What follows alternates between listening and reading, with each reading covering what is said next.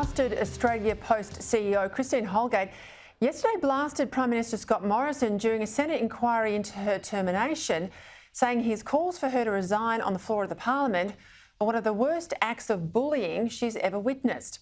The PM says he regrets causing Holgate distress, but he won't apologise. And true to form, Christine Holgate isn't backing down. She joins me now from Sydney. Thank you for your time, Christine. I've got to ask you up front, if you had your time again, would you still give your executive staff watches or a cash bonus, even though you acted inside the rules? In terms of judgment, would you think again?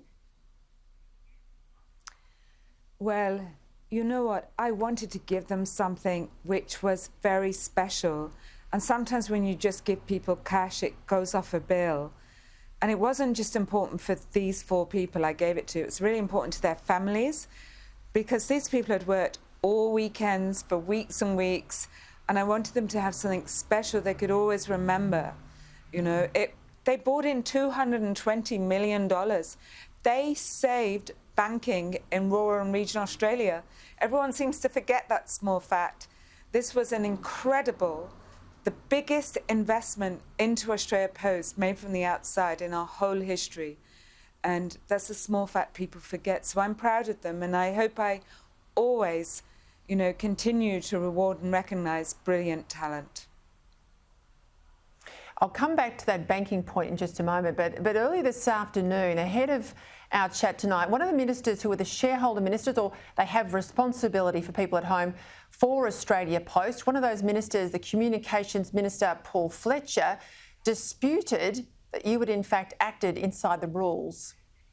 There was a full inquiry and it found that behaviour was inconsistent with the Act which governs public spending of public money.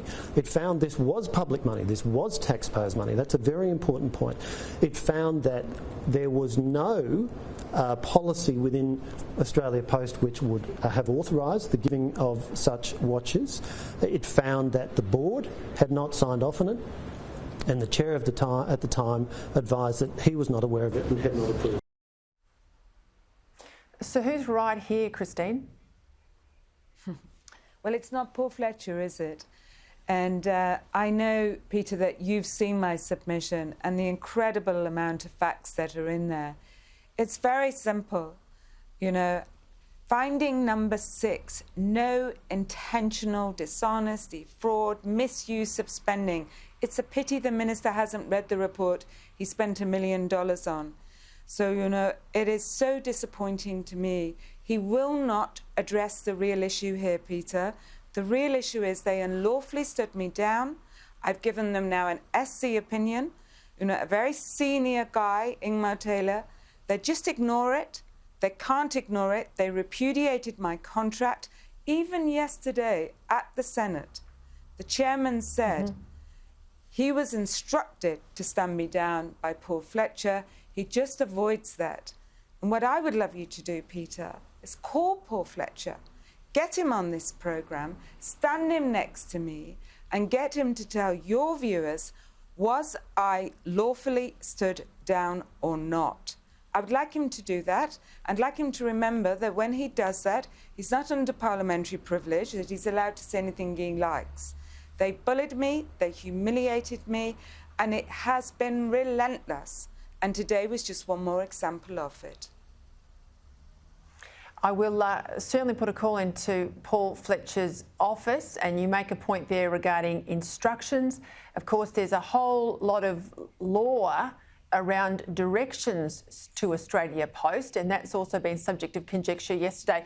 But I want to wind back a little bit if I can, because at the time of your departure, the Australia Post board was reportedly sitting on, we know it's a fact now, but it was looking at the BCG, the Boston Group's report, that recommended massive structural changes to the business of Aussie Post. Now, there would have been really significant job cuts involved in there. There was the discussion about divesting the business between the letters business and the parcels business. Can you explain to viewers at home, what was your position on the BCG report, and what was the view that you were aware of in relation to other board members? Well, if we just start really briefly, this BCG, this secret review that took place, it basically said I was being too optimistic, believing that our business could grow. I'm very pleased to tell you, Peter, we have overachieved our targets every year I was there, and we just delivered incredible half-year financial results, the highest ever revenue growth the company's had in its history. So I think that's a strong evidence that we can grow. But the BCG report basically said it's too optimistic, too risky, and it has 4 options, and they go through really simply, and they talk about cuts, cuts, cuts, cuts. And I said, no, that's not what I believe is right for our business.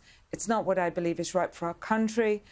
And I tell you what really worries me, Peter, is that there are many small businesses that work totally for Australia Post. So whether it's our licensed community post offices or our delivery contractors. And when the government make decisions like this, well, if they take away a whole load of services and those post offices no longer make a profit because of that, well, the $1 million of debt that they take on to have a post office, who pays that? It's not the government. Those mum and dad businesses are left with that debt. And I stood up and fought against that. I passionately believe this business can grow. Now, I think what you've seen, Peter, if we just take the chair rather than the whole board, time after time after time after time, he has denied seeing the report. Well, Peter, maybe I could explain something to you. He saw multiple versions of the report.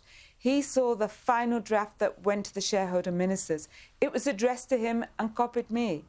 Him and I travelled to Canberra together to actually talk to the departments with BCG. We had a 5-hour board meeting on it. And yet he says, I remember flicking through it. Which one of us is telling the truth, Peter? You've seen my submission. You've seen my hard documented facts. It's true. I want to ask you about the broader privatisation of Australia Post. Minister Fletcher had this to say this afternoon. Let's be clear, first of all. Australia Post is a government business enterprise, 100% owned by the government. That will not change. That's our policy. It's always been our policy. It's going to continue. What Minister Fletcher also shouldn't forget that in my time as a staffer, I worked for 2 communications ministers, and correct me if I'm wrong, Christine Holgate, but you can keep Australia Post in government ownership, in public hands, but still sell off the parcels business, which is its most lucrative arm. And of course, that was a recommendation of the secret report from BCG, wasn't it? Is there people inside the government that want to sell off the parcels business, or was that behind the report in the first place?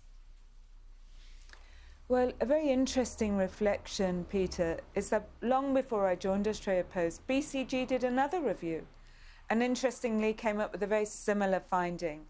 You know, it's all too risky, they're never going to grow, you know, let's cut down the letter services and sell off the parcels. This will be the best way forward. And of course, it would give the government of the day a big, fat, healthy dividend, probably around $5 billion if they did that. And I think you will have seen in my submission that a number of those options had divestiture of parts of our business.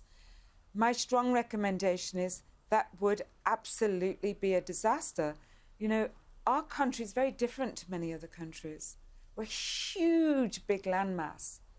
And rural and regional Australia, they depend so much on Australia Post that actually, if we start to cut these services, it would be crippling to those communities, just crippling.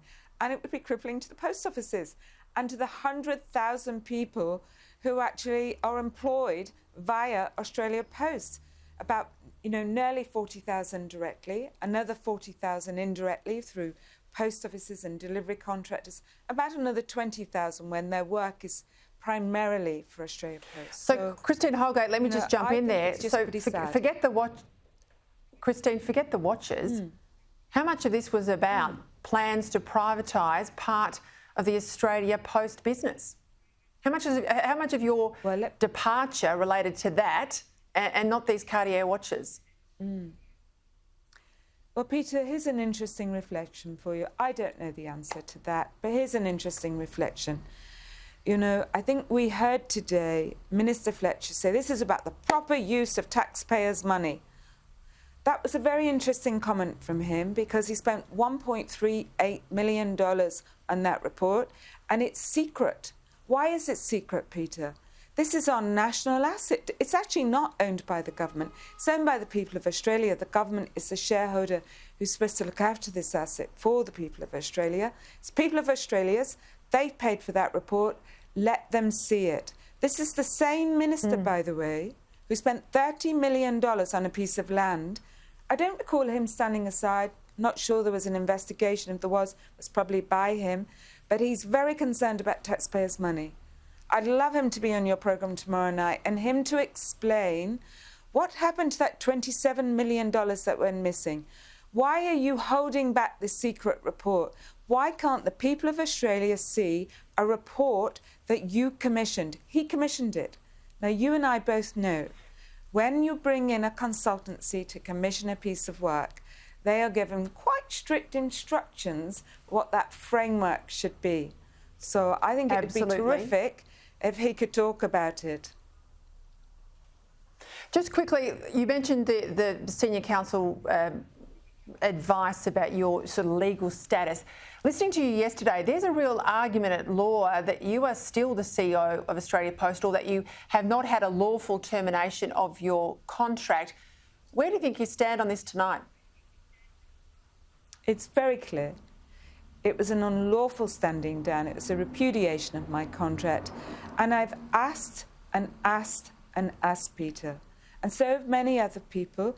And I know that you know, so have many Liberal MPs asked. To actually just do a few things. Just say sorry. Just say sorry for what you did to me. Number 2, just show some respect and resolve my contract. And number 3, why is this minister defending a chair that they know has lied? Why are they doing it? Why are they protecting him? He keeps saying, I never saw the report. You know, forget me for a moment. Why is he lying about the secret review and why are they protecting him? That's what I'd like you to ask him tomorrow night on your programme. Well, I have my writing instructions, Christine Holgate. I will ask all of those things, in particular, the integrity of evidence from the chair to the Senate. That's a pretty serious allegation if he has in fact misled or indeed lied to the Senate. Christine Holgate, thank you for your time. Thank you, Peter.